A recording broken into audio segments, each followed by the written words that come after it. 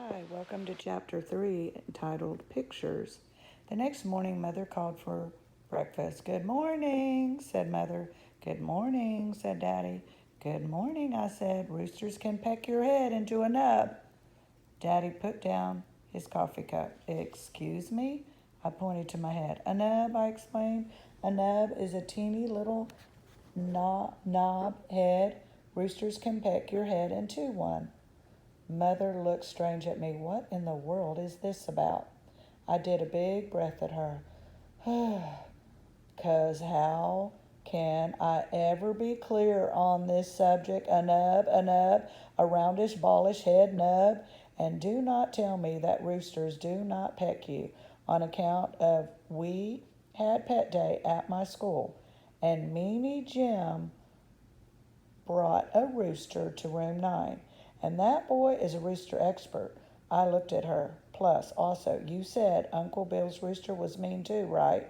Mother, remember that? Mother looked frustrated at me. Then she put her head on the table and she didn't come up for a real long time. Finally, she peeked her eyes at Daddy. Now what? He asked, kind of quiet. Maybe it'll blow over, said Daddy. I shook my head. No, it will not blow over, I told them. 'Cause roosters do not listen to reason. And there is nothing we could do about this pecking situation. Daddy rubbed his eyes. Could we please just change the subject, he said. Yeah, only not talking about a nub will not make it go away, I said. And so, that's enough, said Daddy very growly. I stopped talking then. But even after we changed the subject, nubs kept staying on my mind. That day at school, Mrs. told us to draw a picture about her trip to the farm. She said to make it a colorful picture of what we wanted to see there. I drawed and drawed, plus also I colored and colored. When all of us got done with our pictures, we sat our chairs in a big circle and we told each other about what we drew. My bestest friend named Lucille went first. She drawed a picture of a pink flamingo. Flamingos are my very favorite animal, she said. That's because pink is my favorite color and flamingos are pink and I have a pink dress that will match them perfectly. So that is the dress I'll be wearing on the field trip. She wrinkled her nose real cute. Pink brings out the natural blush of my complexion, she told Mrs. Have you ever noticed my satiny smooth skin? Mrs. looked and looked at that girl. You're a fascinating child, Lucille, but I'm afraid there aren't any flamingos on a dairy farm, she said.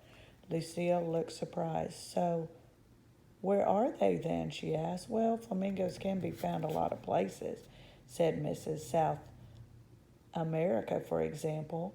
Lucille shrugged her shoulders. So fine. We'll just go there instead. Mrs. said for Lucille to please sit down. Just then, Pollyanna Puffer sprang out of his chair. Look, teacher, I drew a catfish, he said. See his whiskers?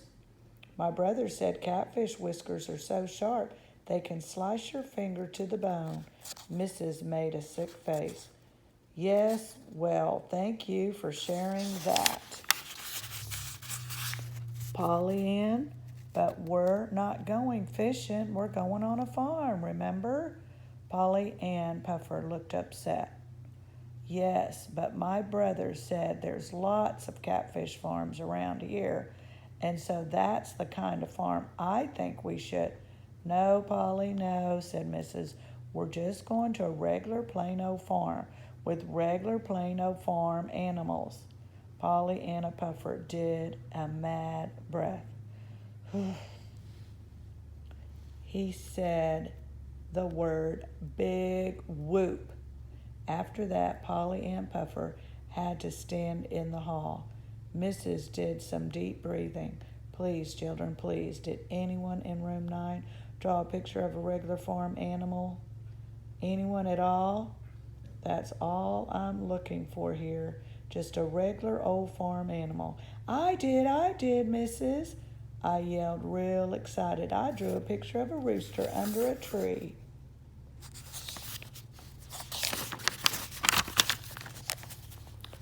Oh, Junie B., thank you.